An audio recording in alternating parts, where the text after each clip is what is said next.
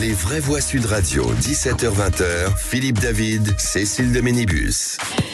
Excusez-moi, bonjour, merci d'être avec nous. Pardon, je cherchais le micro en fait. Ah oui, oui, et comme il fait à peu près 1 mètre carré, mon Dieu, je me dis de quoi je vais parler aujourd'hui. Ça va Philippe David? Ça va très bien et je me faisais une remarque en écoutant Rémi André. Vous devriez vous faire plein de remarques. Il a dit la météo va être calme et fraîche. Oui. C'est tout le contraire des vraies voix, c'est jamais calme et c'est souvent chaud. Oui, c'est vrai, exactement. Mais jamais le vendredi. C'est toujours très calme. Ah ben, c'est marrant, je pense plutôt mardi ou jeudi, moi. Ne nous cherchez pas, Philippe Bilger. Ben là, je crois que vous êtes à 2 doigts de la vérité. Elle est bonne. Je ne sais pas de qui vous parlez, mais elle est très bonne. Allez, on vous souhaite la bienvenue. Je vous ai dit que ça démarrait mal. Allez, bienvenue, c'est vendredi, on est ravis de vous retrouver. Les vraies voix, 0826 300 300 sur Twitter, Facebook, Instagram et TikTok. Vous pouvez bien entendu réagir un petit peu partout et vous abonner à notre chaîne YouTube. Si vous n'êtes pas abonné, et vous nous direz les gars si vous êtes abonné à cette chaîne. Allez, tout de suite le sommaire de cette émission, le grand débat du jour, c'est à 17h30. Jérôme Cahuzac semble vouloir revenir sur la scène politique 5 ans après sa condamnation pour fraude fiscale. L'ex-ministre du budget de François Hollande a livré un discours public dans le Lot-et-Garonne ce jeudi. L'occasion de dénoncer un paysage politique dévasté. Ce retour ne fait bien entendu pas l'unanimité. L'indécence n'a pas de limite et c'est ce qu'a commenté le maire LR de Fumel. Et vous, qu'est-ce que vous en pensez? Est-ce que le mensonge est pardonnable en politique? Est-ce qu'il faut un droit différent des citoyens, entre les citoyens et les politiques? Puisque une fois qu'un citoyen lambda a purgé sa peine, il peut se réintégrer dans la vie publique? Ou est-ce que vous pensez qu'il ne doit y avoir aucun pardon? Est-ce que vous pourriez voter pour quelqu'un qui a déjà été condamné? L'avez-vous déjà fait? Appelez-nous pour témoigner au 0826 300 300. Et pour le moment, à cette question, un homme politique condamné doit-il pouvoir se représenter? Vous dites non à 91%. Et puis notre expert du jour, Philippe Pasco, sera avec nous, administrateur d'Anticorps et auteur de ce livre « Les cons, ça ose tout », moi aussi, publié aux éditions Benton, et Le pouvoir pire, publié aux éditions Max Milo. Et puis le coup de projecteur des vraies voix, c'est à 18h30. Après les émeutes de Dublin, le Premier ministre dénonce les émeutiers qui font honte à l'Irlande. Des voitures et des bus brûlés, des magasins pillés, des violents heurts imputés à l'extrême droite suite à l'attaque au couteau qui a fait plusieurs blessés, dont 3 enfants dans un quartier de forte population émigrée. Émeutes sur fond de rumeurs quant à l'origine de l'agresseur.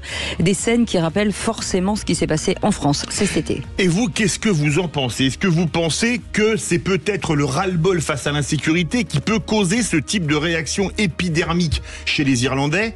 Est-ce que vous pensez qu'une prochaine attaque au couteau, par exemple, en France, pourrait causer ce type de réaction? Qu'est-ce que vous en pensez? Vous pensez que les gens vont se faire justice eux-mêmes un jour? Ou vous pensez que non, ce n'est pas dans le tempérament des Français? Appelez-nous, toujours au 0826 300 300. Et pour le moment, à cette question, craignez-vous qu'à force les gens fassent justice eux-mêmes? Vous dites oui à 72%.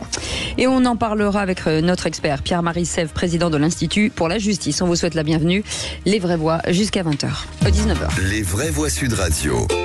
Et Philippe Bilger, président de l'Institut de la Parole. Bonsoir Philippe. Bonsoir Cécile, Philippe. En Bienvenue. pleine forme le vendredi. Oui.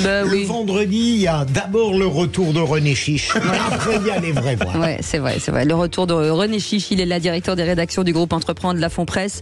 Ce qui est étonnant, c'est que c'est quand vous venez en costume cravate, Philippe se lâche. C'est vrai. Et il est Friday wear. J'ai une cravate que je mettrai tout à l'heure. Non, mais je trouve que ça vous va bien avec le col ouvert. Ça rappelle Joe Dassin dans les années 70. Je suis pas pour le jeunisme. Moi j'ai été convoqué à l'Élysée parce qu'on m'a proposé un poste de secrétaire d'État que j'ai refusé. Oui, bien sûr, bien sûr. Pour cause de vraie voix. C'est la blague ça Friday. Vous semble crédible? C'est la blague Friday. L'excellente, c'est la blague Friday. Oui, excellent. J'ai compris. Mais j'avais pas compris tout de suite. Philippe Bouriaki est avec nous, éditorialiste Écho. Bonsoir Philippe. Bonsoir. Mais qu'est-ce qui s'est passé avec tous ces Philippe là? Mais il y a les vraies voix. Mais c'est le grand remplacement. En général, c'est des hommes intelligents, beaux, spirituels, Excusez-moi, quels sont vos deuxièmes prénoms, Philippe Bouriaki? C'est quoi votre deuxième prénom? Marcel. Philippe Bilger? J'ose à peine le dire, Joseph. Oh, c'est joli. Oui, à mon époque, c'était considéré comme ringard. Maintenant, c'est venu à la mode. Mais même Marcel, c'est joli. C'est ce que vous portez aussi? Je croyais René. Oui, bien sûr. Allez, enfin bref, on est ravis de vous retrouver avec ce numéro 0826 300 300. On va dire bonjour à notre auditeur du jour, Tony de Bordeaux. Bonsoir Tony. Bonsoir Tony. Tony, ça va très bien. Et vous allez nous parler de quoi dans un instant? Ah ben, moi, j'ai un coup de gueule à passer, quoi, tout d'abord. C'est que j'en ai marre de l'hypocrisie des politiques qui s'offusquent toujours des gens qui vont pas voter, alors qu'on sait très bien que ça arrange toujours le pouvoir en place. Alors, on va en parler dans quelques instants. Vous ne bougez pas, Tony. En attendant, en direction le répondeur, où vous nous laissez des messages tous les jours. Merci beaucoup. 0826 300 300. Écoutez. Oui, bonjour. C'est Gilles de Montpellier. Je vous écoute depuis un moment et je vous avoue que moi, je suis artisan et je me demande à quoi ça sert qu'on continue à faire tout ça. Les agriculteurs n'en peuvent plus, les artisans n'en peuvent plus, les citoyens n'en peuvent plus. À un moment donné, il y en a marre. Voilà, tout simplement. J'entends Sandrine Rousseau, mais dans quel monde elle vit? C'est franchement, il faut arrêter. Il faut mettre tout le monde à 1500 balles et que tout le monde se démerde avec 1500 balles et qu'ils comprennent qu'est-ce que c'est la vraie vie. Et que ce soit de droite ou de gauche ou d'extrême droite ou d'extrême gauche ou du milieu ou du centre, mais ils sont tous vraiment déconnectés et à un moment donné, ça va imploser. Faut arrêter. Bon, bonne journée. Merci beaucoup. Philippe Bilger, notre ami artisan. Il va falloir qu'on garde le moral durant l'émission, mais il y a beaucoup de Français qui pensent comme lui. Ouais. C'est peut-être un ras-le-bol un peu, me semble-t-il, global, un peu excessif, mais je peux comprendre qu'on en ait assez sur certains plans. René Chiche. C'est vrai qu'il y a parfois une déconnexion entre le discours de ce qu'on appelle, entre guillemets, même si j'aime pas ce mot, des élites, et la vie quotidienne des Français. Ça, c'est vrai, on la constate tout le temps. Je sais pas, moi, je la constate tous les jours. Et de pire en pire. Et c'est vrai, de pire en pire. Ouais. C'est vrai. Et vous, Philippe Marcel Bourriaki. Pardon, j'étais surpris. Mais non, le souci, je crois que c'est la professionnalisation de la vie politique. Si on était limité à 2 ou voire 3 mandats maximum, quels que soient les mandats confondus, et que les hommes et les femmes politiques qui prennent les décisions aujourd'hui savent que ça va leur impacter demain, j'y réfléchirais peut-être à 2 fois avant de prendre des décisions un petit peu absurdes. Peut-être. Allez, 0826 300 300. Tony qui est avec nous. Tony. Oui. Si vous vouliez revenir, vous aussi, sur un coup de gueule. Ben oui, c'est agaçant parce que moi, je suis la génération 2005, vous voyez, qui a voté et puis qui l'a pris là où il fallait. On nous a expliqué qu'on avait mal voté parce qu'on n'était peut-être pas assez éduqués, peut-être, je sais pas. Et puis les gens on se rend bien compte que de toute façon, le pouvoir en place a toujours le foie de l'extrême droite. Alors même Marine Le Pen, on l'a fait monter pendant des années, et puis 15 jours avant les élections, on dit qu'elle est fasciste, qu'elle est nazie, et puis bim, le mec qui est en face, il est élu. Bon, ça fait 20 ans qu'on fait ça. Et les politiques qui rigolent, oui, les gens vont pas voter, mais ça les arrange bien. Voilà, donc moi je trouve que c'est embêtant qu'ils n'arrivent pas à comprendre ça. Et que je suis pas sûr que ça pètera un jour, parce que je pense que les gens sont résignés, ils ont la tête dans le guidon, ou plutôt dans le frigo. Vous voyez. Oui, c'est vrai. C'est pas faux. Voilà, bougez pas, Tony. Philippe Bilger. Là où je ne suis pas sûr que Tony ait raison, c'est lorsqu'il dit que ça arrange les politiques, l'abstention. Je pense que les politiques, ils souhaiteraient tout de même qu'on vote davantage. Surtout pour eux, bien sûr. Oui, évidemment. Mais pour légitimer. Absolument, bien sûr. Et est-ce qu'il n'y a pas une rupture en 2005 quand les Français ont voté à 55% non et qu'on s'est assis dessus, droite et gauche réunis pour faire le traité de Lisbonne? On a souvent des auditeurs qui nous rappellent. 2005, c'était quand même il y a 18 ans. Oui, bon, c'est vrai qu'il y a une certaine déception par rapport à ce vote, une certaine résignation. Mais en même temps, moi, je partage l'avis de Philippe Bilger. Je pense que justement, pour éviter cette résignation, pour éviter de subir constamment, je pense justement qu'il faut au contraire aller voter, c'est de s'exprimer, parce que sinon, si on ne va même pas voter, alors le citoyen aura beau jeu de se lamenter du matin au soir. Donc je ne suis pas tellement non plus d'accord avec notre auditeur. Philippe Bourriaki. Moi, je dis la chose suivante, je me suis engagé, moi, en politique, parce que je pensais, et à juste titre, qu'on se foutait de nous. Et mon grand frère me dit, si tu penses être meilleur, vas-y. Donc allez-y, vous êtes autant capable. Les politiques ne font que des arbitrages en vérité. Donc vous pouvez le faire, faut vous investir, c'est beaucoup de temps. Mais allez-y, si le menu ne vous plaît pas, écrivez-le vous-même. Alors, je crois qu'en anglais ça se dit just do it, c'est ça? Oui, just do it, ça me rappelle quelque chose. Tony, vous restez avec nous parce que avant de vous engager en politique, je propose de vous engager pour le qui c'est qui l'a dit dans quelques minutes. Dans un instant. Ça vous vaut le poste de secrétaire d'État qui a refusé René Chiche avant de venir. Mais c'était ça le poste. Secrétaire d'État de la réglementation du c'est qui l'a dit. Voilà, très bien, très bien. On reviendra dans un instant sur une déclaration de Nicolas Dupont-Aignan au salon des maires chez André Berkoff. Arrêtez de rire. C'est bon, il paraît que ça va être calme aujourd'hui. Bougez pas. Et Jean-Luc Moudenc a voulu réagir, maire de Toulouse. Il sera avec nous dans quelques instants. On fait une petite pause, à tout de suite. Bienvenue dans Les Vraies Voix avec nos vraies voix du jour. Philippe Bilger, président de l'Institut de la Parole. René Chiche, directeur des rédactions du groupe Entreprendre la Fond-Presse. Et Philippe Boriaki, éditorialiste écolo. Dans un instant, les 3 mots dans l'actu avec Félix Mathieu. On parle de quoi, Félix ? De ces 13 premiers otages libérés au premier jour de trêve entre Israël et le Hamas. Du Premier ministre irlandais qui dit avoir honte après une nuit d'émeutes dans son pays à Dublin. Et puis Nicolas Sarkozy qui parle de fables et de mensonges au procès en appel de l'affaire Big Malion. En 3 mots, ça donne trêve, honte et fable. Et tout de suite, on va revenir sur une déclaration de Nicolas Dupont-Aignan au salon des maires au micro d'André Berkoff. Avec nous pour en parler, Jean-Luc Moudenc, maire de Toulouse, président de Toulouse Agglomération et premier vice-président de la France Urbaine, l'association des grandes villes et des métropoles. Bonsoir, merci d'être avec nous. Bonjour. Pour qu'on comprenne bien la raison de votre appel, on va écouter ce qu'avait dit hier Nicolas Dupont-Aignan. Écoutez. La loi zéro artificialisation, loi sur le climat, qui dit d'ici 2030, il faut réduire de moitié l'artificialisation. Comme les grandes villes. Regardez à Toulouse, regardez Montpellier. Ils continuent à bétonner, à consommer l'espace. Qui on va sacrifier ? Les villes moyennes, les villages de France, qui ne pourront plus construire. Et monsieur le maire, vous aviez envie de réagir aux propos de Nicolas Dupont-Aignan ? Oui, parce qu'ils sont contraires à la vérité. Je crois qu'il aurait dû m'appeler pour avoir des renseignements plus précis sur Toulouse. Il ne doit pas connaître exactement la situation. La situation, c'est que... pour en revenir à ce qu'ils disent, à ce que dit Nicolas Dupont-Aignan, cette loi, effectivement, sur la zéro artificialisation des sols, sur cette loi climat-résilience, elle dit quoi exactement ? Alors, vous voulez que je réponde à votre question ou à la première ou à la deuxième question ? Non, en fait, pour qu'on comprenne bien... La loi dit que depuis 2021 jusqu'à 2031, nous devons réduire de 50% la consommation des terres naturelles. Et puis, de 2031 à 2050, on doit aller vers le zéro artificialisation, c'est-à-dire qu'on devra se développer sans consommer de terres naturelles. Bon.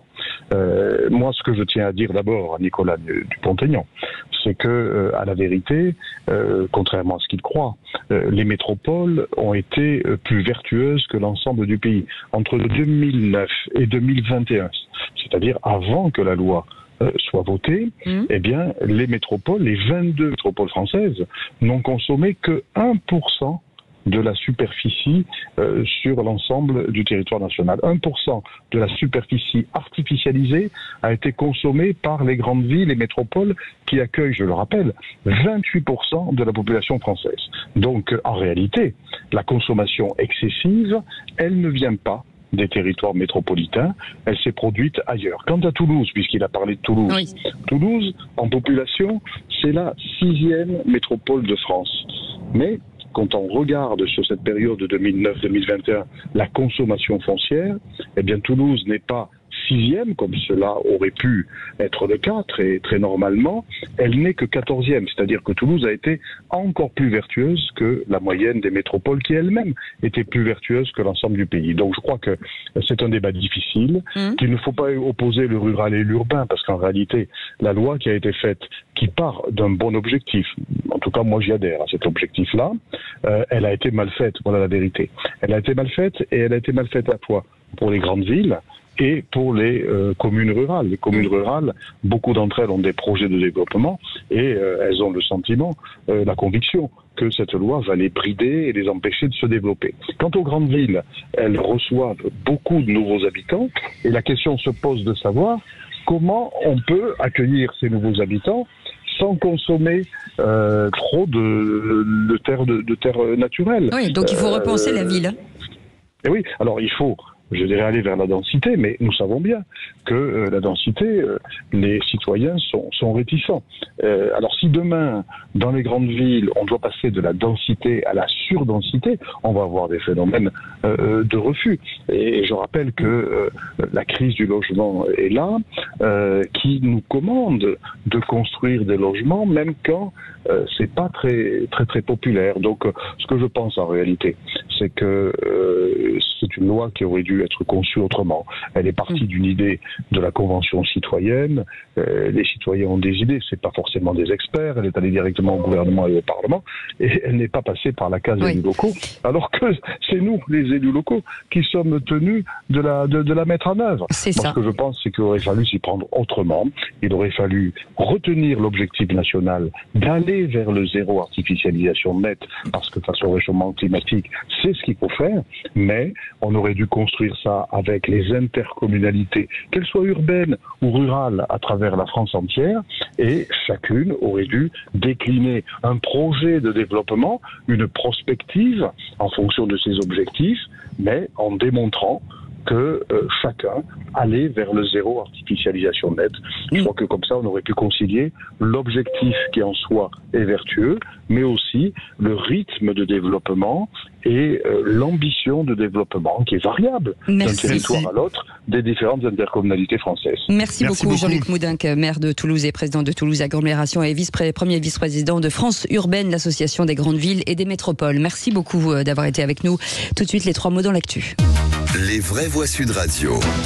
Bonsoir Félix Mathieu. Bonsoir tout le monde. 3 mots qui sont trêve, honte et fable. Il n'y aurait pas de Français parmi les 13 otages libérés aujourd'hui au premier jour de trêve entre Israël et le Hamas. Les émeutiers font honte à l'Irlande, lance le Premier ministre après une nuit de violence suite à l'attaque au couteau d'hier à Dublin. Et puis l'interrogatoire de Nicolas Sarkozy au procès en appel de l'affaire Big Malion. L'ancien président dénonce des fables, des mensonges sur son rôle dans les dépassements des frais de campagne de 2012. Les vraies voix Sud Radio. 13 otages du Hamas ont été remis à la Croix-Rouge. Ils devaient sortir de Gaza via le point de passage de Rafah vers l'Égypte pour être pris en charge par les services de sécurité israéliens. Premier jour de trêve entre Israël et le Hamas. L'accord prévoit aussi la libération de 50 otages au total contre 150 prisonniers palestiniens. Il ne semble pas y avoir de Français donc dans cette première vague de libération. L'espoir en tout cas peut-il durer au-delà des 4 jours de trêve prévus? Jens Lerke, porte-parole de l'OCHA, veut y croire. C'est l'agence onusienne chargée de la coordination humanitaire. Les Nations Unies peuvent confirmer qu'à l'heure où je vous parle, des camions transportant du matériel humanitaire continuent d'entrer dans Gaza par le point de passage de Rafah. Nous espérons que l'accord désormais en vigueur entre Israël et le Hamas apportera un répit à la population de Gaza et d'Israël et un certain soulagement aux otages et aux détenus qui seront libérés, ainsi bien sûr qu'à leurs familles. Nous espérons que cette pause humanitaire conduira à un cessez-le-feu humanitaire à plus long terme pour le bénéfice de la population de Gaza, d'Israël et au-delà. Et en plus des 13 otages israéliens libérés, le Premier ministre thaïlandais annonce aussi la libération de 12 otages du Hamas ressortissants de son pays. Deuxième mot, honte, celle que dit ressentir le Premier ministre irlandais pour son pays après une nuit d'émeutes. 500 émeutiers proches de l'extrême droite. Selon le gouvernement irlandais, ils ont incendié des voitures, des bus, pillé, saccagé des magasins dans un quartier de Dublin à forte population immigrée. Des affrontements avec la police suite aux rumeurs sur les réseaux sociaux quant à la nationalité algérienne de l'auteur de l'attaque au couteau d'hier à Dublin, attaque qui a fait plusieurs blessés. Tout sera fait pour punir les auteurs des événements grotesques de la nuit dernière, assure aujourd'hui le Premier ministre irlandais Leo Varadkar. En tant que pays, nous devons récupérer l'Irlande. Nous devons la reprendre aux lâches qui se cachent derrière des masques et tentent de nous terrifier par leur violence. Il faut qu'on récupère l'Irlande sur ceux qui, sans scrupules, exploitent les peurs de ceux qui se laissent facilement entraîner dans les ténèbres. Il faut reprendre l'Irlande aux criminels qui cherchent n'importe quel prétexte pour répandre la terreur dans nos rues. Leo Varadkar, Premier ministre irlandais, avec la traduction de Jordi Boumaza pour Sud Radio. Et puis le troisième mot, Félix, fable, terme employé par Nicolas Sarkozy au procès en appel de l'affaire Big Malion. Jusqu'à l'interrogatoire d'aujourd'hui, il n'était apparu que pour l'ouverture de ce procès. On parle donc cette fois de la présidentielle de 2012, celle qu'il a perdue. Rejugé pour les dépenses excessives de cette campagne, Nicolas Sarkozy conteste toute responsabilité pénale. Il dénonce des fables, des mensonges. L'ancien président accuse la société Big Malion de s'être enrichie dans son dos. Il dit n'avoir pas eu connaissance de fraude et donc ne pas en avoir bénéficié. Contrairement à ses coprévenus, Nicolas Sarkozy n'est pas mis en cause pour le système des fausses factures en tant que tel, système imaginé pour masquer l'explosion des dépenses de la campagne. Mais en revanche, il a été condamné en première instance à 1 an de prison ferme pour avoir dépassé donc ce plafond légal des dépenses de campagne. campagne. Vous voulez un petit mot, Philippe? Le jour où Nicolas Sarkozy, dans quelque procès que ce soit, dira « J'avoue, ma chère Cécile, mes chers amis, je vous invite à dîner ». Ah bah dis donc. J'envoie un message tout de suite. On va l'appeler tout de suite. Allez, merci beaucoup Félix Mathieu. Allez, vous restez avec nous dans un instant. 10 ans après sa chute, Jérôme Cahuzac a fait son retour hier dans son ancienne circonscription du Lot-et-Garonne, devant près de 200 fidèles. On va en parler avec Philippe Pascot, qui est administrateur d'Anticor et auteur de 2 livres, Les cons ça ose tout, moi aussi, et Le pouvoir du pire, publié aux éditions de Max Milo. Bonsoir, merci d'être avec nous, Philippe Pascot. Petite question, Jérôme Cahuzac a dit « Ce retour n'est pas indécent ». A-t-il raison ? On ne peut pas dire qu'il a raison. Ce type-là n'a ni honneur ni orgueil. On en parle dans un instant. 0826 300 300, vous voulez réagir. Vous êtes les bienvenus jusqu'à 19h. Les vraies voix Sud Radio, 17h-20h, Philippe David, Cécile de Ménibus. Et on est bien entouré encore aujourd'hui avec Philippe Boriaki qui est avec nous, éditorialiste écolo, notre ami René Chiche qu'on ne présente plus tellement. Il y a même son siège, il y a son nom sur ce siège ici à travailler. Il y a même René les traces Chiche. de ses pieds. D'ailleurs, c'est le seul endroit où il travaille, c'est ici, René Chiche. Ouais, parce que moi, je vais que le vendredi. Voilà. Toute la semaine, je suis à la piscine. Oui, c'est ça. Avec Philippe Bilger qui est avec nous, bien entendu, qui lui bosse pour le coup tous les jours. Il bosse. Et vous, 0826 300 300. Allez, tout de suite, le grand débat du jour. Les vraies voix Sud Radio, le grand débat du jour. Je n'ai pas, monsieur le député, je n'ai jamais eu de compte à l'étranger, ni maintenant, ni avant. Quand il prononce cette phrase les yeux dans les yeux à l'Assemblée nationale, il n'est pas simplement ministre du budget. C'est le ministre du budget qui a fait de la lutte contre la fraude fiscale. Il faut comprendre qu'il veuille à nouveau briguer les suffrages de ses électeurs. En France, la souveraineté populaire, c'est une fois que la justice est passée, c'est aux électeurs de se prononcer. Jérôme Cahuzac a contribué fortement à l'aggravation du sentiment de défiance entre les Français et leurs représentants. Comment voulez-vous que les Français continuent d'aller voter et continuent de croire en les personnes qui les représentent ? Et donc Jérôme Cahuzac semble vouloir revenir sur la scène politique 5 ans après sa condamnation pour fraude fiscale. L'ex-ministre du budget de François Hollande a livré un discours public dans le Lot-et-Garonne ce jeudi. L'occasion de dénoncer un paysage politique dévasté. Et ce retour, forcément, ne fait pas l'unanimité. La décence n'a pas de limite. Et c'est ce qu'a dit le maire LR de Fumel. Et pour vous, est-ce que le mensonge est pardonnable en politique? Parce que tous les politiques ont menti, c'est de notoriété, on peut le dire, publique.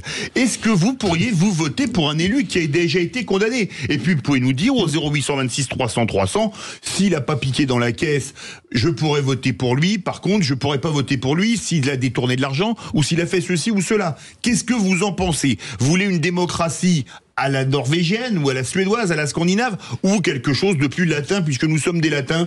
On attend vos appels, c'est Aude qui les prendra au 0826 300 300. Et pour le moment, un homme politique condamné doit-il pouvoir se représenter? Vous dites non à 94%. C'est un petit peu catégorique, hein. On a envie de vous entendre sur ce sujet. Philippe Pascot est avec nous, administrateur d'Anticor, auteur de Les cons ça ose tout, moi aussi, publié aux éditions Benton, et puis le pouvoir du pire, publié aux éditions de Max Milo. Bonsoir Philippe Pascot. Bonsoir. Vous êtes en direct avec nous. Juste avant de revenir vers vous, avec Philippe Bilger, peut-être ce tour de table. J'espère que je ne vais pas trop poser, de peur que je sois qualifié comme le titre de Philippe Pascot. Mais plus sérieusement, d'abord, évidemment, pour répondre à la question de Sud Radio, moi, je ne voterai pas pour un homme politique qui aurait aussi gravement menti que Jérôme Cahuzac. Deuxième élément, vous le savez pertinemment, les Français ont toujours été indulgents avec les politiques qui avaient commis de graves fautes, comme s'il y avait 2 univers, celui de la morale et celui de l'élection. Et troisième élément, et là je ne le dis pas sur le mode ironique, je comprends bien l'indignation de Philippe Pascot tout à l'heure dans son propos bref, mais je trouve que il y a une forme d'incroyable courage et d'audace provocatrice de la part de Jérôme Cahuzac de ne pas se préoccuper du camp dira-t-on et d'y aller. Oui, alors, moi non plus, je ne pense pas que je voterai spontanément pour Jérôme Cahuzac. Par contre, je crois qu'il faut respecter tout simplement le droit et la justice. Jérôme Cahuzac a été condamné.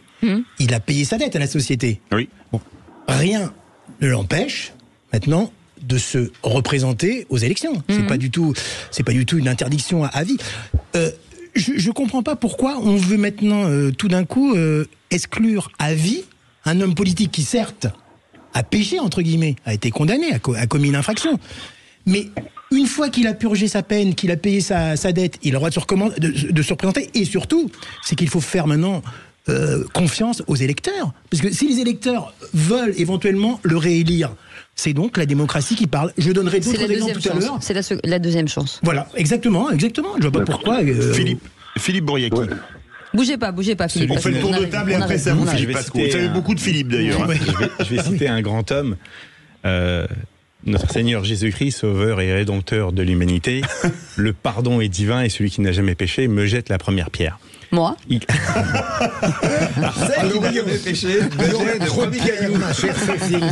Non, mais ce que je veux dire par là, c'est que, effectivement, est-ce que je voterai pour quelqu'un qui a fait... Moi, je suis pour la rédemption et la réinsertion. Donc, le juge de paix, ça va être les électeurs et les électrices. Ouais. Je voudrais juste dire que si Balkany n'avait pas été empêché par la justice de se présenter au municipal 2020, il aurait été réélu. C'est vrai. À Levallois-Perret. Donc, par conséquent, on a les élus qu'on mérite et chacun est libre de faire ce qu'il veut. Alors, Philippe Pasco, est-ce que quelque part, nos vraies voix sont plus indulgentes que vous? Et quand j'ai entendu Philippe Bouriaki citer Jésus-Christ, je me suis dit qu'il pourrait pratiquement nous confesser toutes et tous. Vous allez très loin. C'est pas parce que légalement il a le droit de se représenter que moralement il doit le faire. Bien sûr. Il y a un moment donné où il faut se poser les vraies questions. Je rappelle quand même que M. Cahuzac était ministre des Finances et qu'il a truandé sur de l'argent, sur le budget, sur de l'argent qu'il a maquillé, qu'il a mis à l'étranger. Et ce type-là était ministre, censé nous donner des ordres pour que nous, on paye des impôts. J'appelle ça des circonstances aggravantes. Je trouve qu'il n'a pas assez pris, ce brave monsieur. Parce qu'aujourd'hui, je trouve ça dramatique qu'un élu qui met les doigts dans la confiture, ça devient une circonstance atténuante et pas une circonstance aggravante.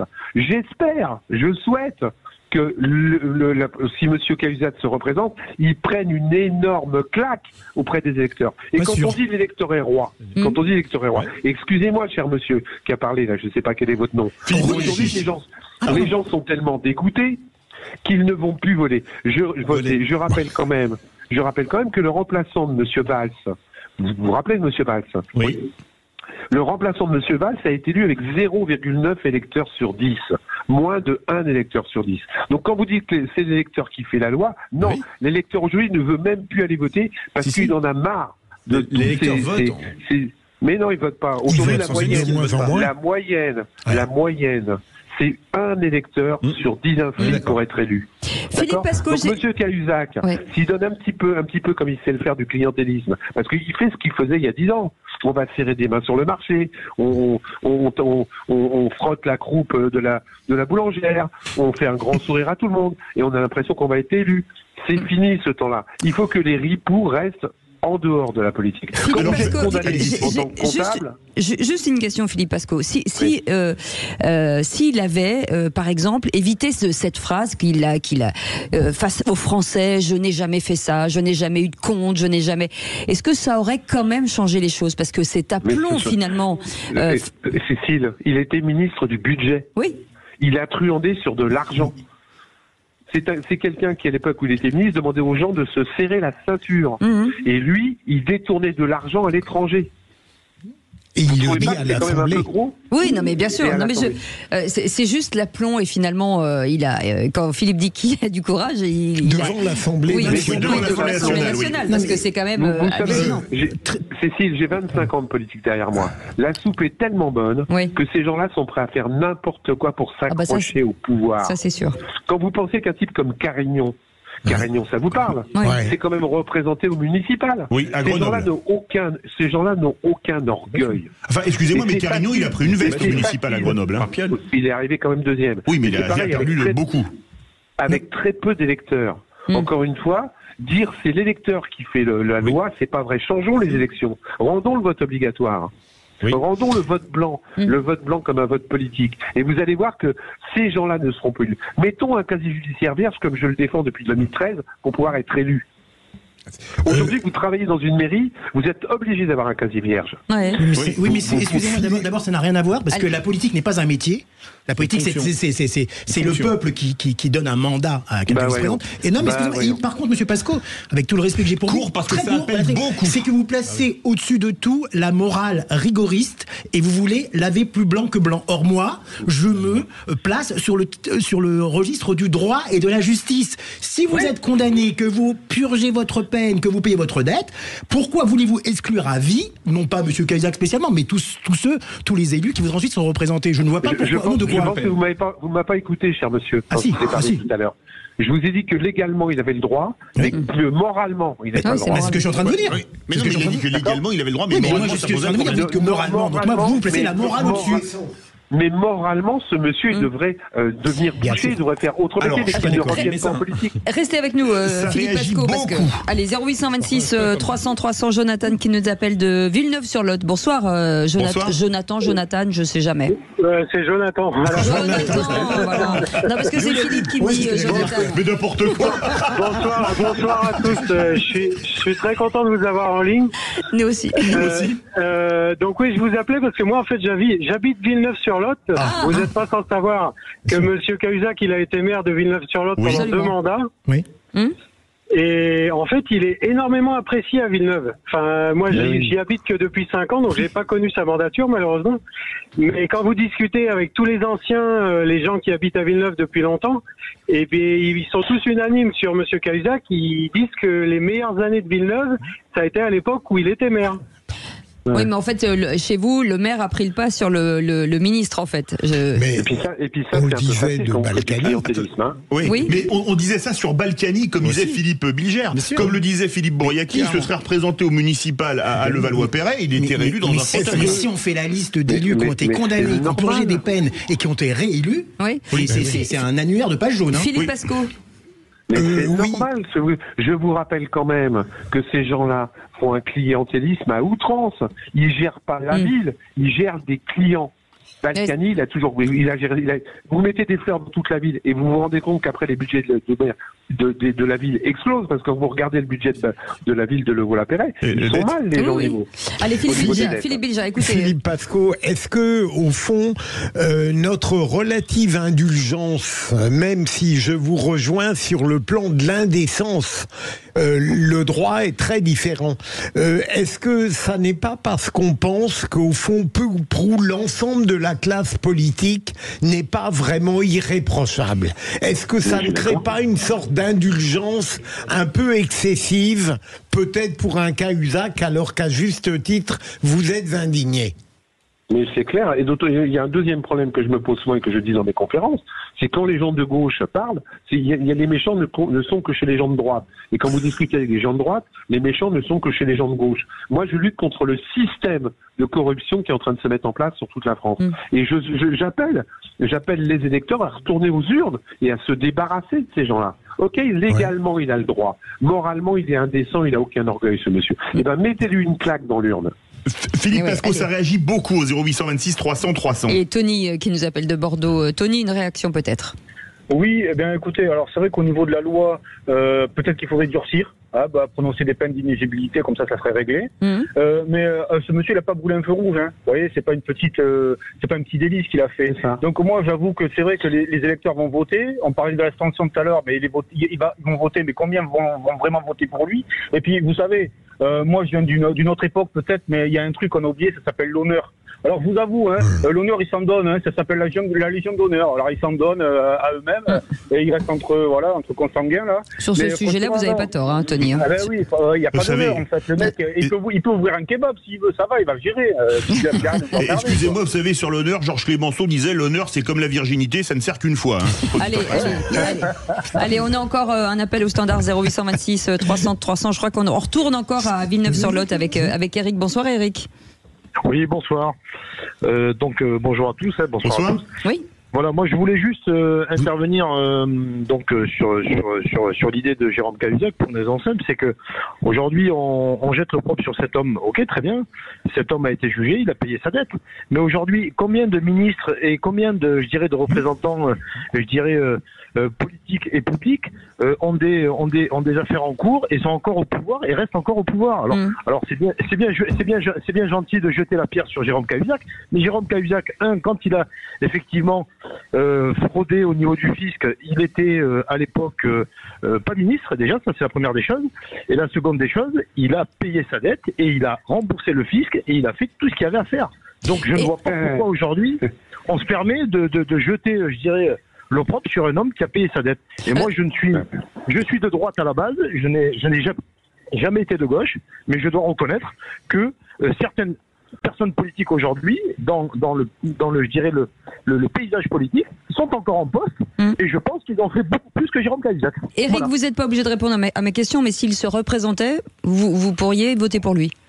Ah, complètement, absolument, sans problème. Okay. Parce que ce monsieur, moi je suis de la région parisienne à la base, je suis arrivé sur Villeneuve-sur-Lot, je ne connaissais pas Jérôme Cahuzac, il était en poste, il a été maire, il a été député, c'est quelqu'un qui a du charisme, c'est quelqu'un qui a fait beaucoup de choses pour la ville et pour la commune, et c'est un homme qui pour moi est à la hauteur, effectivement, du poste qui pourrait occuper demain en tant que maire. Voilà. Allez, Philippe Bilger. Mais ça veut dire, je m'adresse à l'auditeur, ça veut dire que lorsqu'un homme est condamné et a payé a purgé sa peine, vous n'êtes absolument pas sensible à l'immoralité de cet homme politique avant. C'est une question que je vous pose. Alors, je vais y répondre le plus simplement possible. Si on parle d'immoralité aujourd'hui, monsieur Bilger, et sachez que j'ai beaucoup de respect pour vous parce que j'apprécie beaucoup votre carrière, je dirais, et je vous suis assez régulièrement. Mais l'immoralité, je vais vous dire, si on doit commencer à parler d'immoralité avec Jérôme Cahuzac, je vous le dis et je vous le redis et j'insiste encore aujourd'hui, à ce moment-là, il va falloir parler d'immoralité avec tout le gratin, je dirais, politique qui aujourd'hui est invité à l'Élysée et qui a des casseroles à ne plus en finir. Voilà. Mais ça c'est pas une bonne excuse. Ça c'est pas une bonne excuse. À chaque fois reporter sur l'autre. Aujourd'hui, il y a quelqu'un qui s'appelle Cahuzac qui se représente. On parle de lui. Moi j'attaque aussi le système, qu'il soit à droite ou qu'il soit à gauche. Il y en a marre d'avoir des élus ripoux qui nous disent de faire des économies, qui nous disent de nous serrer la ceinture, alors que eux s'en mettent plein les poches. Que ça soit un ministre, ou que ça soit un ex-député, ou que ça soit un ministre des Finances qui a planqué du pognon à l'étranger. Ces gens-là n'ont aucune morale. Allez, Philippe Bourriaki. Dernière chose, et c'est important, je veux le signaler, c'est eux qui font les lois. Oui, c'est vrai, c'est vrai. Ces gens-là qui font les lois. Bougez pas, donc, Philippe. Ces gens-là, ils font bien des lois pour s'arranger entre eux. Alors moi, je suis heureux d'avoir Philippe Pasco parce que moi j'avais signé la charte anticorps et je dois être un des seuls élus en France à présenter chaque début de mois mon extrait de compte en banque en tant que conseiller régional, ma fiche de paye, mais il y a marqué indemnité de fonction, et de reverser la moitié des indemnités qui restent une fois qu'on a déduit tous les frais. C'était une promesse de campagne et je la tiens. Moi je dis à Philippe Pasco, et merci pour son travail de lanceur d'alerte, Philippe, et à un moment donné, il faut aussi assumer ses responsabilités et aller dans l'arène, parce que si on laisse les mêmes, il faut aussi les bouger. Et donc, je suis impatient de voir que tu vas te présenter en face de Cahuzac. Non, je crois pas, parce que tu sais, j'ai 25 ans de politique derrière moi, et de ce côté-là, j'ai fait pas mal d'actions justement quand j'étais élu pour ne pas me laisser influencer, pour ne pas mettre les doigts dans la coupure et dénoncer même quand j'ai été élu les gens qui le mettaient. Je sais. Ouais. Merci beaucoup. Merci beaucoup Philippe Pasco. Merci beaucoup parce que on en connaît des gens qui mettent le doigt dans la confiture en ce qui concerne le qui c'est qui l'a dit. Ah oui. Ça, je peux vous assurer que des détournements et vous de êtes fond. à côté de quelqu'un. Mais Philippe B, il y en a deux aujourd'hui. On ne sait pas lequel c'est. On a une liste de chefs d'accusation contre vous, mais c'est même indécent. Le RC est un tricheur. Je ne comprends même pas comment vous osez jouer encore à ce jeu qui est à la base quand même un jeu carré avec des véritables règles. Là, c'est le chamboule tout. Allez, on en parle dans un instant. C'est les vraies voix. On est ensemble jusqu'à 19h. Les vraies voix Sud Radio, 17h-20h, Philippe David, Cécile de Ménibus. Chers amis, oh, je ne peux plus les encadrer. Je vous le dis, je ne peux plus les encadrer les uns les autres. Il faudrait les éliminer du J'ai trouvé leur surnom. Philippe Bilger, l'avocat général, René Chiche, le matamor, et Philippe Bourriaki, le confesseur. Vous ne trouvez pas que ça leur va bien? Et vous deux, alors quoi? Je sais pas, les génies. Les génies. Vous en êtes un génie, je vous parle. Je vais vous frotter, on va voir s'il va sortir un truc. Génie sans bouillir. Allez, tout de suite, le quiz de l'actu. Les vraies voix Sud Radio. Radio, le quiz de l'actu. Oh, j'en ai vu des nuls, mais alors là... Allez, Tony est avec nous de Bordeaux. Bonsoir Tony. Bonsoir. Tony, c'est vous qui répondez bien entendu au premier, au qui c'est qui l'a dit. Et si vous n'avez pas la bonne réponse, ce sont nos vraies voix qui prennent le relais. Allez, on y va. Qui c'est qui l'a dit? Écoutez bien. Sur les transports, je n'ai pas les chakras très ouverts concernant Madame Hidalgo parce que j'habite la banlieue. Dati, je sais pas. Non. Valérie Pécresse? Non. C'est pas Beaune? Non. Elle est élue à la région Île-de-France. Elle est vice-présidente. Oui, et d'un parti politique. Florence Portelli. Bravo. Ah ouais. Bonne réponse de Philippe Bouriaki. Deuxième question. Qui c'est qui l'a dit sur Crépol? Quand je vois la meute politique qui se jette sur cette affaire, je demande du respect. Éric Zemmour, qu'est-ce que vous cherchez? Des émeutes? Des ratonnades? Tony. Rousseau. Bonne réponse de Tony. Sandrine Rousseau ce matin sur Sud Radio. Qui c'est qui l'a dit sur la loi immigration? La France ne doit pas être une passoire. C'est nu. Non. Carl Olive. Bonne réponse de René Chiche. J'ai entendu. Carl Olive, député Renaissance des Yvelines. Dis donc, il est dur votre qui c'est qui l'a dit là. Oui, il est compliqué. Non mais j'ai fait exprès de faire un peu plus dur. Qui c'est qui l'a dit? Il faut créer les conditions pour débattre collectivement de la stratégie. Coquerel. Non, presque. Qu'est-ce qu'il a dit? J'ai pas entendu. Il a dit Coquerel. On a dit non presque. Il faut créer, c'est le même parti. Il faut créer les conditions pour débattre collectivement de la stratégie. Bompard. Non. Qu'est-ce que vous avez dit, Tony? Autain. Non. Non, c'est un homme. Un homme. Bonne réponse. Non, c'est moi. Collégial. Non, j'ai dit avant. Pas collégial. Je n'accepte pas. Il a dit bière. Solitaire, s'il vous plaît. Solitaire. C'est clair. Non, franchement, j'ai dit avant. Cécile de Ménibus est J'ai dans eu le un plaisir solitaire, en l'occurrence. Moi, je vous en prie. C'est pour lui le point. C'est pour lui. Il est fair play. Faites attention René, parce que Quelle indignité. quand on discute, c'est 2 points pour l'autre. Et René, C'est Cécile de Ménibus était Philippe Bilgers que Ben O'Keefe est au Springboks. Regardez-vous dans une glace, vous verrez qu'un jaloux. Sauf qu'elle est plus gracieuse. Qui c'est qui l'a dit? Écoutez bien Tony, au sujet des élections européennes, je ne suis pas candidat à la candidature. Tony. Non. Le maire. Non. Si. Non. Thierry Breton. Bonne réponse de René Chiche, Thierry Breton. Mais bien sûr. Mais bien sûr. Il a un avantage considérable. Et donc, qui a gagné? Je vais les humilier. Et c'est René Chiche qui a gagné par la plus petite différence. Bah oui, parce que regardez le chronomètre, cher ami. Évidemment, il y a 2 questions. Excusez-moi, René Chiche a gagné comme chaque vendredi, rajoutez Philippe. Non, René Chiche. Si.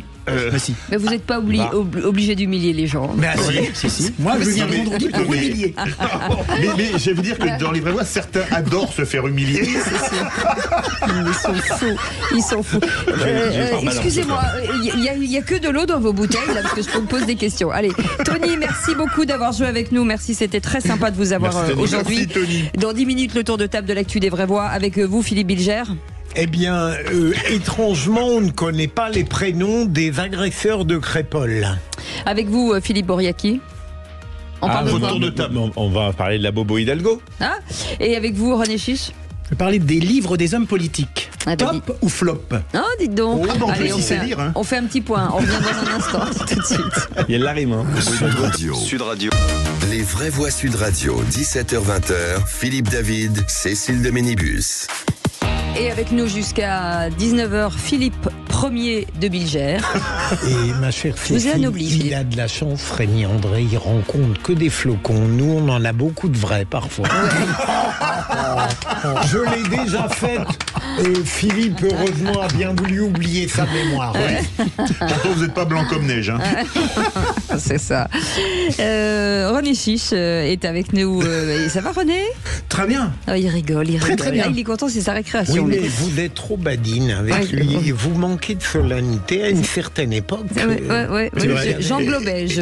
Excusez-moi, vu la manière dont elle vous avantage au qui c'est qui l'a dit, vous êtes malvenu pour lui faire la moindre réprimande. Pour quel Cécile m'avantage en général, mais pas ce soir. Non, pas ce soir. Philippe Bouriaki est avec nous, éditorialiste écolo. Et tout de suite, le top clic de Félix Mathieu.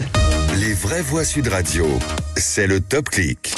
Et le gouvernement lance une campagne de communication contre les violences sexuelles et sexistes dans les transports. Oui, contre ces violences, mais aussi contre l'indifférence de ceux qui y assistent, contre les agresseurs. Levons les yeux, c'est le slogan de cette campagne d'affichage présentée ce matin dans la gare parisienne Saint-Lazare par plusieurs ministres, dont la première, Elisabeth Borne. Cette campagne, elle répond à un constat alarmant. La quasi-totalité des femmes, 9 femmes sur 10, déclarent avoir subi des agressions verbales ou physiques dans les transports en commun. Alors ça peut être des sifflements, des insultes, voire des agressions sexuelles ou même des viols. Contre les violences, contre les agresseurs, ne minimisons pas, ne gardons pas les yeux rivés sur nos téléphones, réagissons collectivement, levons les yeux et réagissons. Et Elisabeth Borne en gare Saint-Lazare tout à l'heure dans une vidéo publiée sur les réseaux sociaux par le compte du gouvernement. Vous avez vu les affiches et notamment une affiche avec Séverine. Toute la France apprend qu'elle fait des lasagnes ce soir à dîner sur son téléphone. Vous la trouvez pas un peu surréaliste cette campagne? Totalement. Parce que Séverine, c'est pas elle qui met du Georges Brassens à fond sur ses enceintes connectées dans le RER. En général, c'est pas elle. Mais plus sérieusement, moi, prenant parfois le métro, je n'ai jamais rien remarqué, mais je ne suis pas forcément aux aguets. Et si c'est le cas, c'est tout de même très grave. Qu'on ne puisse jamais être tranquille. Vous devez tout le temps gêner, vous qui êtes séduisante, ma chère Cécile, dans le métro. Non, parce que moi, j'ai une tête de bulldog, moi, quand je prends les transports en commun. D'ailleurs, il y a encore une agression sexuelle à Lyon, dans un bus, je crois, hier. 2 jeunes filles qui ont été agressées sexuellement, et finalement, l'agresseur a été arrêté par des agents de la sécurité lyonnaise, des transports lyonnais, à l'arrêt suivant.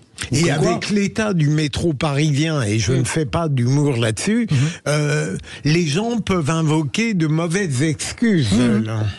Philippe Bouriaki. Moi, ce qui me désole, c'est surtout la peur de celles et ceux qui voient et qui ne réagissent pas. Moi, dans ma vie antérieure, j'étais machiniste-receveur, c'est-à-dire chauffeur de bus. Et un jour, dans mon rétroviseur, je vois une jeune fille qui était montée en même temps que d'autres jeunes assis au fond, et je la voyais un petit peu paniquer, mais parce que je suis instructeur de self-défense et de close combat sur des personnes souvent envoyées par le commissariat parce qu'ils sont victimes de violences sexuelles ou de violences physiques.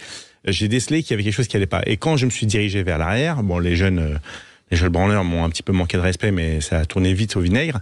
Et ce qui m'a désolé, c'est que devant, il y avait 2 mecs, mais c'était 2 armoires à glace, des bodybuilders. Des deuxième lignes de rugby, quoi. Voilà. Et qui avaient entendu ce qui se passait, et elle m'a dit, voilà, ils sont en train de me toucher alors que je les connais pas. S'en est suivi une altercation et un combat au corps à corps. Vraiment pas de chance pour eux, mais personne n'a bougé dans le bus. Ouais, en même temps, vous savez, maintenant vous avez des enfants de 14 ans qui ont des couteaux, enfin c'est compliqué aussi pour les gens, hein. C'est difficile. Je sais bien, mais c'était pas le cas, et ne serait-ce que de venir prévenir le chauffeur pour qu'il puisse prévenir les forces de l'ordre. Moi j'ai bougé une fois, Philippe Bouriaki, dans le métro, j'avais 14 ans, j'ai pris un coup de couteau dans la main, planté dans la main. Donc forcément... Non, ce que je veux dire, la non-assistance à personne en danger, c'est pas le fait de ne pas intervenir physiquement à titre personnel. On a le droit d'avoir peur et c'est légitime. Mais c'est le fait de non, en fait, c'est le groupe qui doit se lever, en fait, c'est ça. Bien sûr, il y a 10 personnes qui se lèvent d'un coup, ça change tout. Allez, dans les top tendances ce soir, on trouve le prénom Thomas. Oui, c'était ses obsèques aujourd'hui après la marche blanche hier suite à la mort à Crépol de cet ado de 16 ans. La Fédération française de rugby annonce qu'1 minute de silence sera observée sur toutes les rencontres du week-end suite au tragique décès de Thomas, tweet la FFR. Autre sujet très commenté en ligne, ces attaques au couteau d'hier en Irlande qui ont fait plusieurs blessés. Et beaucoup saluent un héros de nationalité française. Bravo à Alan, ce jeune Français, héros de 17 ans, lycéen en stage à Dublin, tweet le syndicat des officiers et des commissaires de police. Il a désarmé l'auteur de l'attaque au couteau qui avait sauvagement poignardé une femme, un homme et 3 enfants, tweet encore ce syndicat de responsables de la police. Merci Félix. Bravo Alan. Moi je voudrais pousser un coup de gueule sur la manière dont 3 policiers français ont été traités en Tunisie avant-hier. Avant-hier donc, 3 policiers français qui ramenaient en Tunisie un ressortissant sous OQTF qui avait été condamné, excusez du peu, pour violence avec arme et apologie du terrorisme. Une fois arrivé à Tunis, l'expulsé s'est plaint à la police tunisienne d'avoir eu une côte fracturée après avoir été frappé à coups de poing par les policiers. Les policiers tunisiens affirmant à l'officier de liaison être en possession d'une vidéo prise par une passagère soi-disant avocate, mais sans présenter la vidéo. Suite à cette accusation, une juge tunisienne s'est saisie de l'affaire. Les policiers ont eu leur passeport confisqué et ont passé de longues heures à attendre et être auditionnés comme de vulgaires voyous. Alors c'est vrai, les policiers ont dû pratiquer des techniques d'immobilisation légale, le voyou expulsé s'étant violemment rebellé, mais depuis quand la parole d'un repris de justice pèse-t-elle plus que celle de 3 policiers? J'espère vivement que la France va demander des excuses au gouvernement tunisien, Philippe Bilger. La Tunisie file un très mauvais coton pour 1000 raisons, et donc ça ne m'étonne pas du tout, Philippe, et encore une fois, votre indignation est justifiée. René Chiche. Ah oui, alors je partage totalement votre indignation. Et c'est vrai que le gouvernement actuellement tunisien est, comme a dit Philippe, et un mauvais coton. Est dans une dérive totale sur tous les sujets d'ailleurs. C'est un pays que je connais bien d'ailleurs, mais ils sont assez spéciaux quand même en Tunisie. Hein. Moi-même personnellement, j'ai été traité de sale juif au souk de Nabeul parce que je n'achetais pas un bagage, vous voyez. Donc c'est un peu spécial. Depuis, je ne mets plus les pieds dans ce pays malheureusement. Enfin, parce que c'est un pays auquel je suis attaché familialement. Mais voilà, donc je tiens à le dire quand même. Vous devez lui manquer terriblement. Philippe Bouriaki. Soit ça s'est passé en France et donc la justice tunisienne est incompétente, soit ça s'est passé en Tunisie. En Tunisie. Sur le tarmac. Ah, ça s'est passé sur le tarmac. Bah écoutez, j'invite la juge à regarder les techniques des policiers tunisiens qui devraient avoir un petit peu plus une formation adapté qu'on donne et qu'on distribue ici en France, c'est juste inadmissible. Voilà, un voyou, c'est un voyou, point barre. Bourguiba, réveille-toi, ils sont devenus fous là-bas. Oui, c'est pas mal. Merci beaucoup Félix Mathieu, merci Philippe David. Dans un instant, le tour de table de l'actu des vraies voix. Philippe Bilger avec vous. Pourquoi on ne donne pas l'identité des agresseurs à Crépol? C'est vrai que c'est une vraie question. Avec vous, René Chiche. Top ou flop, les livres des hommes politiques. Oh, ça va être super, ça. Et avec la vous, Bobo Philippe Hidalgo est-elle vraiment écolo? Voilà, on en parle dans un instant. On est ravis de vous retrouver. Vous pouvez commenter, bien entendu, comme vous voulez, ou nous appeler 0826 300 300. C'est les vraies voix jusqu'à 19h. Les vraies voix Sud Radio, 17h-20h, Philippe David, Cécile de Ménibus. Et avec Philippe David, Philippe Bouriaki, Philippe Bilger, Philippe Chiche. Philippine de Ménibus. Voilà, c'est fou ce prénom comme il a été. Et on avait Philippe Pasco tout à l'heure. Ce qui est bien, c'est qu'il n'y a que des garçons intelligents. C'est vrai. Oui. Il y en a surtout un chez les René. Chez les René. Oui. Allez, tout de suite. Je sais pas ce que vous avez contre moi aujourd'hui. Non, j'ai dit, il n'y a que des gens intelligents chez les René. Vous étiez plus intelligent. C'est vrai que là, c'était un tellement gros mensonge. Oui, mais là, j'ai pas entendu. Il y a une anti-frappe. Allez, tout de suite, le tour de table de l'actu des vraies voix. Viens à table avec nous. Ça fait pas vrai con comme t'es, demande ton avis. Quand on veut conjurer le diable, on l'invite à sa table. Moi, je veux du féroce actualité. C'est récente cette table avec vous. Pardon? Ah non, c'est intelligent. Bon, à mon tour maintenant. Le tour de table. De l'actualité. Et Philippe Bilger, sur effectivement les gendarmes qui avaient interdiction de divulguer les prénoms des attaquants de Crépol. Voilà, les gendarmes ont fait une remarquable enquête, mais je continue à penser que pour Crépol, comme d'autres violences collectives, il est grave de prendre les citoyens français pour des enfants et de ne pas révéler les identités ou les prénoms. J'entends bien qu'un ministre, sous couvert de l'anonymat, a dit hier que heureusement qu'on n'a pas donné ça parce qu'il n'y avait aucun prénom ou nom de consonance française, et si on l'avait su, il y aurait eu véritablement des remous et des désordres, mais il vaut mieux tout de même traiter le citoyen de manière responsable en donnant le nom des quelques-uns qui ont dévoyé la soirée, plutôt que de laisser tout dans le flou et de créer des fantasmes bien plus considérables que si on disait la vérité. Je trouve ça détestable dans la pratique française. René Chiche, il y a une omerta. Oui, moi j'ai l'impression que la République parfois actuellement a peur. A peur de la vérité, a peur effectivement de créer peut-être un sorte de climat bizarre si on dit les noms de ces fameux délinquants qui ont lâchement tué. Là, c'est même criminel, hein, c'est plus délinquant. Délinquant, voilà, criminel. Mais donc moi j'ai l'impression que actuellement il y a un sentiment un peu de peur. Vous voyez, on n'ose pas dire des choses, on n'ose pas aller dans des manifestations, vous voyez, contre l'antisémitisme, on n'ose pas. Il y a des choses comme ça. Donc il y a un certain climat là qui s'est installé. Et ce qu'a dit Philippe, je le partage. Hein. D'ailleurs, même les ministres ont eu vraiment l'obligation de ne pas donner les noms de ces fameux criminels. Philippe Bouriaki. Alors je ne sais pas qu'est-ce que ça aurait changé de donner les noms ou pas. Enfin, Je veux dire, à Plantier, dans la série, l'employé qui a tué son patron et son collègue, on n'a pas donné de nom. Le gendarme qui est dans le Val d'Oise qui a tué ses 3 filles, on n'a pas donné de nom. Dans l'un, l'homme de 22 ans qui a tué 5 membres de sa famille, dont 3 enfants, on n'a pas donné de nom. Enfin, ça me gêne un petit peu ce procédé, parce que en gros, on laisse sous-entendre que les débats actuels qui glissent vers quelque chose de nauséabond, ça me rappelle vraiment les années 20, les années 30 en Europe. Et je pense que le musulman d'aujourd'hui, ou l'arabo-musulman, ou l'arabo-maghrébin musulman, est le juif d'hier. Et je pense peut-être, pour éviter que certains fous furieux, comme on a vu à Lyon, ces fameux identitaires, qui étaient prêts à faire des ratonnades, qu'on a voulu éviter ça pour ne pas qu'il y ait de dommages collatéraux, de gens basanés qui se font fracasser pour quelque chose qu'ils n'ont pas fait. Maintenant, il faut que la force et la loi passent, il faut que ces gens soient sanctionnés lourdement. Et si, je dis bien si, et l'enquête, et je fais toute confiance en les gendarmes, prouve que c'est bien un acte et un meurtre raciste, et ça doit être une circonstance aggravante. Ça peut pas être que dans un seul sens.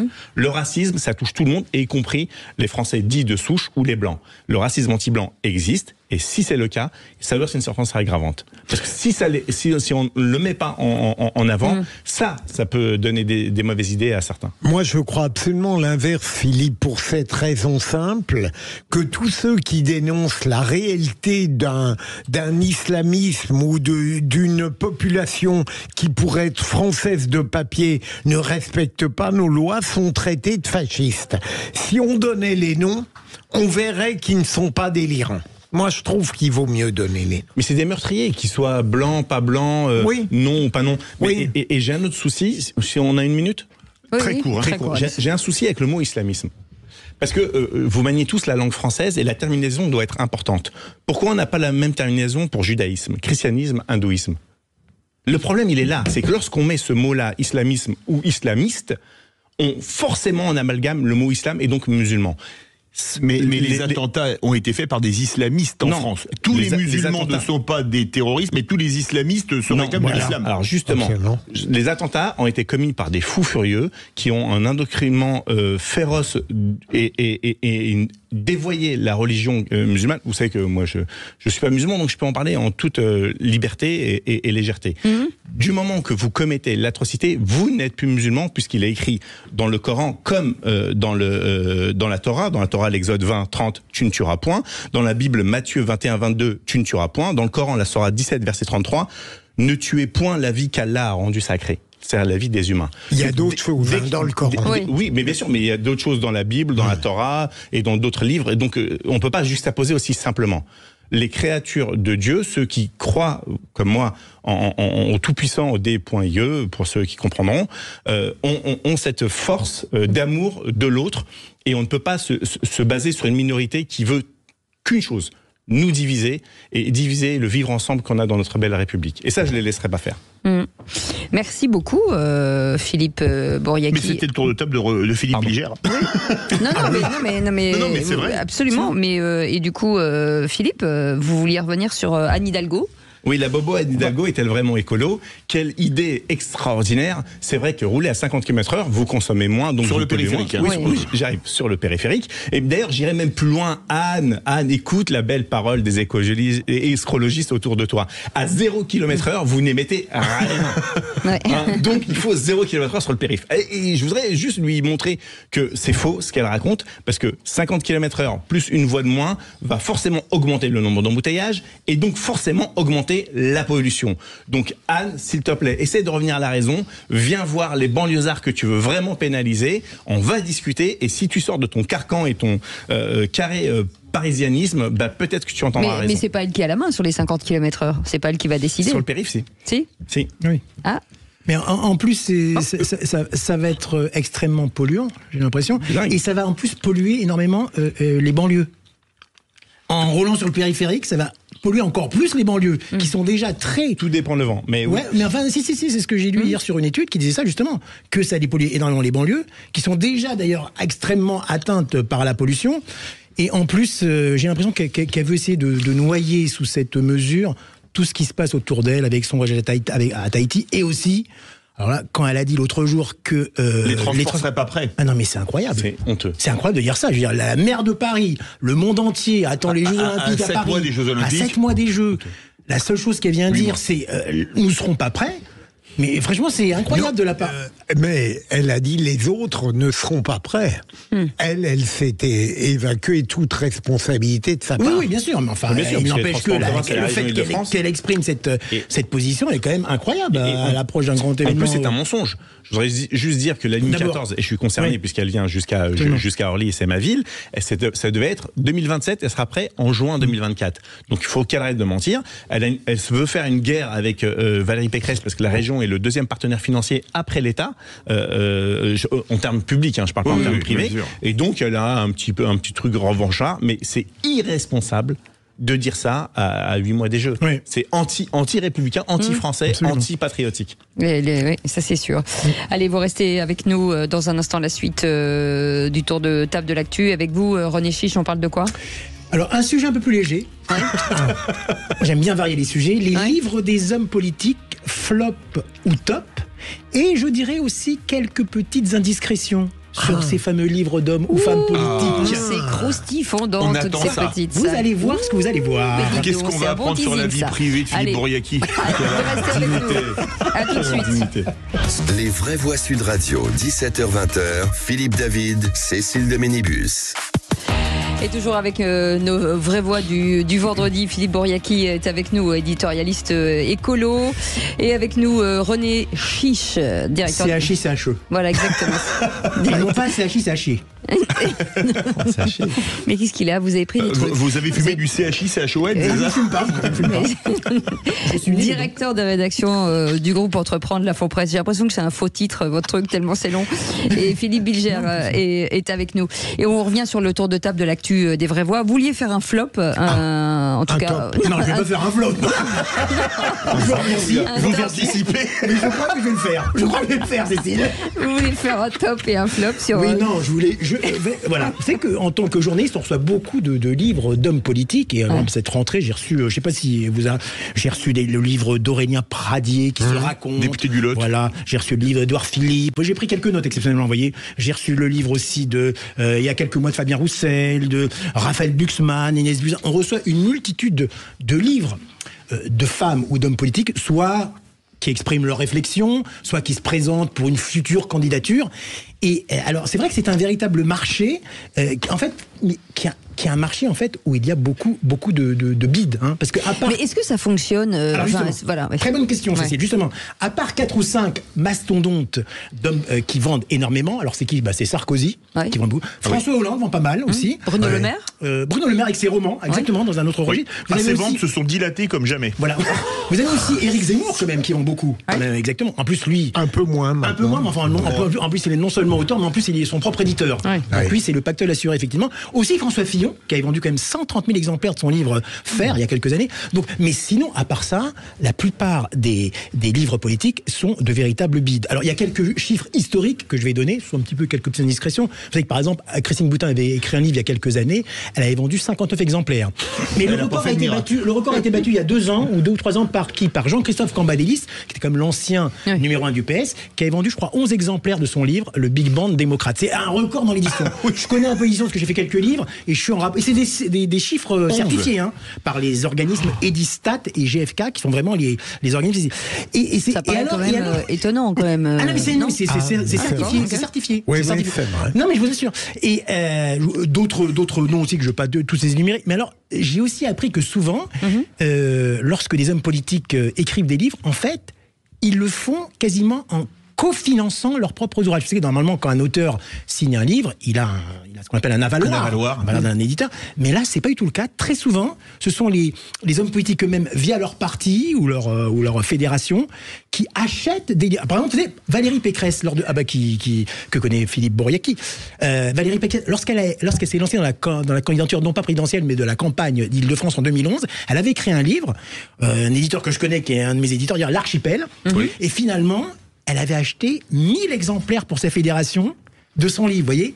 Donc c'est incroyable, c'est-à-dire que des fois les candidats achètent eux-mêmes leurs candidats. De programme en fait. Ouais, mais quand même ils achètent eux-mêmes leurs livres, ils les coéditent. Donc ce fameux marché, alors en plus on les voit, ils sont quand même invités partout, ils parlent de leurs livres comme si c'était des futurs best-sellers, mais en fait ce marché n'est pas du tout un marché porteur en termes économiques pour les éditeurs, et surtout maintenant. Mais pour eux d'affichage. Oui. Voilà. Alors ça permet bien sûr aux éditeurs d'avoir d'excellentes relations avec la classe politique, ce sont toujours des enjeux un peu stratégiques. Donc voilà. Mais chaque année, il y a vraiment une multitude de livres qui paraissent. Je ne sais pas si vous voyez dans les librairies. Les éditeurs n'ont pas besoin d'en vendre beaucoup pour rentrer dans leurs frais. Oui, ça c'est vrai.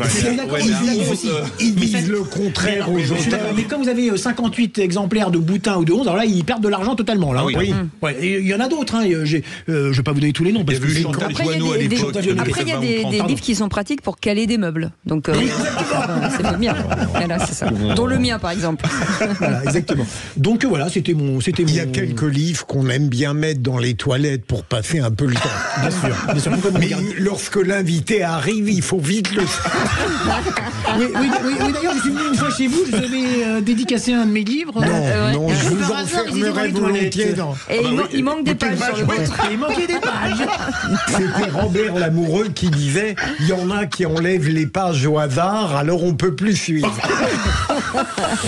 Merci beaucoup René Chiche. Allez, dans un instant on va revenir sur vous savez hier soir des violences qui ont éclaté dans les rues de Dublin suite à une attaque au couteau qui a fait plusieurs blessés dont 3 enfants. Avec cette question, est-ce que vous craignez que la tentation de se faire justice gagne du terrain en France? On va en parler avec Pierre-Marie Sèvres, président de l'Institut de la Justice. Bonsoir, merci d'être avec nous. Bonsoir. Bonsoir. Peut-on imaginer des vendettas de masse en Europe?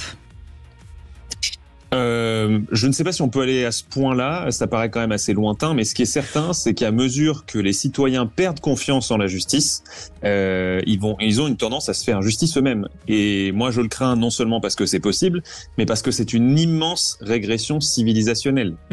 C'est le retour de la violence et c'est une catastrophe à tous les niveaux. On en parle dans quelques instants. Vous voulez bien sûr commenter, vous êtes les bienvenus. 0826 300 300 et c'est Aude qui vous accueille. À tout de suite. Les vraies voix Sud Radio, 17h-20h, Philippe David, Cécile de Ménibus. C'est la dernière ligne droite des vraies voix pour ce vendredi avec Philippe Bilger, président de l'Institut de la Parole, René Chiche, directeur des rédactions du groupe Entreprendre, la Fond Presse. C'est vrai, tout ça est vrai. Ah oui, c'est vrai. Et même quand on le met dans le... C'est déposé à l'INPI. Ah d'accord, ok, oui, il faut dire dans l'ordre, alors d'accord. René Chiche est déposé à l'INPI. C'est bien fait. Philippe Bourriac, éditorialiste écolo, mais vous en dites des bêtises. Allez tout de suite, le coup de projecteur des vraies voix. Les vraies voix Sud Radio, le coup de projecteur des vraies voix. Et après les émeutes à Dublin, le Premier ministre dénonce des émeutiers qui font honte à l'Irlande, des voitures et des bus brûlés, des magasins pillés, de violents heurts imputés à l'extrême droite suite à l'attaque au couteau qui a fait plusieurs blessés, dont 3 enfants, dans un quartier à forte population immigrée. Émeutes sur fond de rumeurs quant à l'origine des agresseurs, des scènes qui rappellent forcément ce qui s'est passé cet été en France, Philippe. Oui, et vous, qu'est-ce que vous en pensez? Est-ce que vous imagineriez qu'en France, il puisse y avoir des scènes de violence comme hier à Dublin à la prochaine attaque au couteau? Est-ce que vous pensez que les gens n'en peuvent plus de l'insécurité et surtout, au moins pour la France, du laxisme de certains juges? On pense à ce policier traîné sur 20 mètres lors d'un refus d'obtempérer dont l'agresseur a été condamné à 35 heures de travaux d'intérêt général. Craignez-vous qu'à force les gens fassent justice eux-mêmes? Eh bien, vous dites oui à 81% sur Twitter. Et Pierre-Marie Sèvres est avec nous, directeur de l'Institut pour la Justice. Merci en tout cas d'être avec nous en direct sur Sud Radio. Philippe Bilger, cette montée finalement de faire de l'auto-justice. Oui, alors Cécile, si vous le permettez, ça n'est pas ce que j'aurais tiré à titre principal des violences totalement singulières là-bas en Irlande, bien sûr. J'y vois plutôt quelque chose de très préoccupant et qui peut arriver dans nos pays et en France. On a un mélange étrange. Un Algérien est soupçonné d'avoir blessé. Les Irlandais disent « les vies irlandaises nous importent ». il y a une star du MMA là-bas qui qui est extraordinaire, qui rend hommage à un Brésilien qui a sauvé, qui a arrêté l'Algérien de la même manière que le jeune Français. Et il y a ce mélange de protestation collective. On est chez nous, on en a assez, j'allais dire autre chose, mais en même temps là-bas, ils se comportent comme des voyous, puisqu'ils détruisent, ils dégradent, ils volent. Donc j'espère que tout ça n'arrivera pas en France, mais on n'en est pas loin, parce qu'il y a un moment où le degré d'exaspération à l'égard de l'impuissance de l'État sera tel qu'on peut craindre ça. René Chiche. Oui, alors j'espère vraiment que ça se passera pas en France, parce que ça serait vraiment terrible. On parle de civilisation, soit on est une civilisation qui se contient. On parle aussi de décivilisation, c'est le président de la République. Bien sûr, non, mais soit on garde son sang-froid, on se maintient, soit on tombe dans une barbarie qu'on dénonce tous quotidiennement. Ce qui s'est passé en Irlande, il faut quand même pas oublier que ce sont quand même aussi des groupes assez spéciaux. Ce sont des groupes d'extrême droite ultra violents, type hooligans, qui se sont déchaînés et qui ont voulu quasiment faire une ratonnade. Alors ça, on peut pas l'admettre. On peut pas. Alors.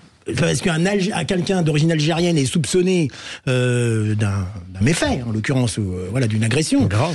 Bien sûr, mais normalement, c'est franchement, dans une démocratie, dans une civilisation digne de ce nom, la loi du talion n'existe pas. On peut pas se venger parce que quelqu'un a commis un méfait. Et si vraiment on en est à se poser la question, si en France on va tomber dans ce genre de choses, ça devient effrayant. J'espère que non. Philippe Bouriaki. Malheureusement, on a connu des bandes organisées style skinhead, ou encore, rappelez-vous, ce maire qui a démissionné parce qu'on a voulu incendier son domicile, parce qu'un centre de réfugiés allait être créé dans sa ville. Il y a une différence grande entre l'autodéfense, légitime défense, c'est répondre à instant T de manière proportionnelle à l'agression dont on est victime, et aller faire une descente et attraper une vendetta de ce qui peut arriver, etc. Malheureusement, j'entends ce discours monter de plus en plus, dire nous sommes en insécurité et l'État ne nous protège pas, alors que c'est pas vrai, l'État nous protège, nous sommes en insécurité, ce qui est vrai, et donc force est à la loi, et moi je veux que les gens soient sanctionnés, et si par contre il n'y a pas de justice, et comme tu l'as dit tout à l'heure, un gendarme qui est traîné par un policier qui fait 35 heures, enfin je ne peux pas me permettre de critiquer la justice, je n'y ai pas le droit, dû à ma fonction. C'est pas, en tant qu'être humain, en tant que père, en tant que frère, c'est inadmissible. Pierre-Marie Sève, est-ce que quelque part, un des principaux problèmes, on l'a tous dit, Philippe Bouriaki l'a dit, c'est l'absence de sanctions dignes de ce nom de la justice qui risque de pousser les gens à de tels extrêmes. On se rappelle ce père dont la fille de 6 ans avait été agressée sexuellement par un migrant qui avait fait justice lui-même. Je crois que c'était du côté de la Saône-et-Loire il n'y a pas très longtemps. C'était à Roanne, non? Roanne, donc c'est pas loin de la Saône, mais c'est encore la Loire. Il a été condamné à 8 mois de prison avec sursis, je crois. Oui. C'est ça, Pierre-Marie Sève. Oui, et un de ses complices était condamné quand même, un de ses complices, alors complice entre guillemets, un de ses camarades de voisins qui avait monté aussi la vigile avec lui pour attraper l'agresseur de sa fille, un de ses complices, donc entre guillemets, a été condamné à 6 mois de prison ferme. Donc c'est quand même pas rien. Donc premièrement, vous avez raison de rappeler Roanne. Il y en a eu une autre affaire aussi, vous vous en souvenez peut-être, c'était dans la foulée, je crois que c'était en octobre 2022 ou novembre 2022, c'était à Nantes. Il y avait une mère de famille qui avait été tué un arrêt de bus, et il y avait eu, c'était des voisins qui avaient retrouvé le meurtrier. Et qui l'avaient interrogé. Qui l'avaient interrogé en plus dans des conditions pas toujours reconnues par la CEDH, je pense. Oui, c'est un vrai sujet. Alors évidemment, c'est statistiquement très compliqué à démontrer qu'il y a une hausse de l'autodéfense, mais en fait, on l'entend tous autour de nous. Et moi, j'ai envie de dire quand même une chose, c'est que quelque part, quand on regarde l'histoire de la justice et l'histoire des pouvoirs publics et de l'action publique quant au crime, c'est que la justice, en fait, préexiste aux tribunaux. La justice, à la base, quand on lit par exemple Claude Gauvard, que moi j'aime beaucoup, qui est une historienne, elle montre bien qu'au début du Moyen-Âge, les citoyens se faisaient toujours justice eux-mêmes et ils en avaient le droit. La vengeance était de droit, elle avait écrit. Je l'avais noté dans un de ses bouquins. La vengeance était de droit. Et au fur et à mesure de l'histoire, les citoyens ont donné leur droit à la vengeance et leur droit à se faire justice eux-mêmes. Ils l'ont donné au système judiciaire, à l'État central, pour qu'il fasse le boulot.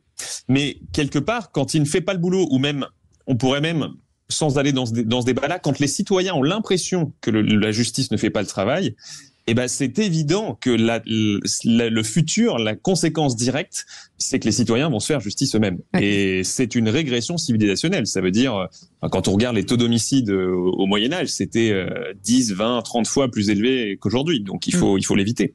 Philippe Bilger. Pierre-Marie Sèvres, comme vous dirigez l'Institut pour la justice, est-ce que vous pourriez nous indiquer, comme vous vous occupez prioritairement et seulement, je dirais, des victimes, quel est le reproche fondamental qui est fait par les victimes à la justice française et au climat d'aujourd'hui, dont on ne peut pas dire qu'il soit très vigoureux sur le plan de la répression? Moi, je dirais que le reproche est un peu paradoxal. C'est-à-dire qu'on a deux types de reproches qui sont deux extrêmes l'un comme l'autre. Premièrement, on a le reproche généralisé que la justice est laxiste à l'égard des délinquants et des coupables, un peu des criminels de carrière, si vous voulez. Donc ça, d'ailleurs, il y a pas mal de sondages. L'Institut pour la justice avait même financé un sondage par l'Institut CSA l'année dernière qui disait que 81% des Français trouvent que la justice est laxiste. Donc c'est un sentiment assez généralisé et les victimes qu'on rencontre sont les premières à le partager et à nous en faire part. Et L'autre reproche, c'est que la justice serait de temps en temps particulièrement répressive contre certaines personnes dans d'autres cas et particulièrement dans des cas. Enfin, les exemples moi que j'ai en tête, c'est des exemples de légitime défense où des gens se défendent chez eux. Et ben là, comme par hasard, la justice elle trouve les moyens de sans forcément les jeter en prison, mais de leur faire des procédures judiciaires très lourdes, etc., etc. Exemple, le type qui avait immobilisé un de ses 3 cambrioleurs et qui a été plus condamné que son cambrioleur il y a quelques mois. C'est ça. C'est vrai. Voilà. Et des exemples, il y en a pléthore. Moi, j'ai un exemple en tête qui m'avait vraiment marqué. Dans les Pyrénées-Orientales, un homme de 86 ans qui vit seul chez lui. Il a un cambrioleur qui rentre chez lui la nuit. Et cet homme de 86 ans prend un couteau de cuisine et dans le vide, il donne des coups. Malheureusement, il y en a un et ça a été prouvé par l'enquête, il a été bousculé par le cambrioleur et il donne des coups dans le vide et il y a un des coups qui a touché le cambrioleur. Et donc le cambrioleur s'est effondré 60 mètres plus loin dans le jardin, il en est mort, c'est un cambrioleur d'habitude, multi-connu par la justice et ce vieil homme de 86 ans n'a pas été condamné par la justice, mais enfin quand même, pendant 2 ans, il a eu une interdiction de domicile. Il n'a pas pu vivre chez lui pendant 2 ans, il a dû faire une petite location à quelques centaines de mètres de chez lui. Ouais, donc c'est déjà une sanction en soi. Un mot, René Chiche, je veux réagir. Je peux poser une question? Oui, il vous reste 1 minute. Ah bon, alors non, parce que je voulais juste savoir ce que pensait Pierre-Marie Sèvres il y a quelque chose qui se développe actuellement, c'est un petit peu les comités de vigilance. Ce sont des voisins, voilà, comme les voisins qui se sont chargés du trafic de drogue en bas de chez eux. Voilà, exactement. Qu'est-ce que vous en pensez pour éviter justement de tomber dans cette autodéfense des fois meurtrière? Est-ce que vous trouvez que c'est bien cette voisin vigilant? Voilà, c'est ça, il me semble. Voilà. Alors, je ne pense pas que ce soit bien. Je pense que c'est un symptôme de choses mauvaises, mais c'est souvent nécessaire. Quand ça se forme, c'est souvent nécessaire. Je prends un exemple sur lequel j'ai travaillé ces derniers jours, c'est l'Afrique du Sud. L'Afrique du Sud, dans lequel la police est complètement débordée. Ils ont des taux de criminalité qui sont sans comparaison avec la France, évidemment. La police et la justice sont débordées. Les gens voient que l'État ne fait pas son travail. Et donc, il y a des milliers dans tous les quartiers, des tout petits quartiers où il y a 1000 habitants, 500 habitants. Tous ces quartiers-là, dans toutes les grandes villes d'Afrique du Sud, ont leur propre réseau, comité de surveillance voisin. Quand c'est pas des sociétés privées, parce qu'il y a ça aussi, c'est un marché qui fait 15% du PIB sud-africain, les sociétés de surveillance privées, tout le monde a sa société de surveillance privée, que ce soit ses voisins ou que ce soit quelqu'un qu'on paye pour les plus riches. Tout le monde a en plus des barbelés dans les maisons, sur les jardins, etc. Donc c'est une extrémité à laquelle on n'est pas encore prêt, mais vers laquelle on se dirige si la justice n'est pas sérieusement reprise en main prochainement. Merci beaucoup Pierre-Marie Sèvres, directeur de l'Institut pour la justice. Merci beaucoup Philippe Bilger. Merci ma chère Cécile. Merci beaucoup René Chiche. Merci beaucoup Philippe Bouriaki. Merci pour tous vos appels. Merci beaucoup pour cette semaine encore formidable à vos côtés. Merci Benoît, notre réalisateur, Aude au standard, Aurore, toute la partie digitale bien entendu, et puis Ottilie et Félix. Absolument. Et on se retrouve lundi. On se retrouve lundi avec l'animation immense plaisir. Je vous ai pas dit merci à vous. Bah ouais, mais je m'y attendais pas de toute façon. Non, je voulais que vous me disiez merci à moi de vous supporter. Allez. Tout de suite, les incontournables, la gestion de copropriété avec Thomas Binet et Philippe Oiselet. Et juste après, au cœur de la mêlée. Passez un bon week-end.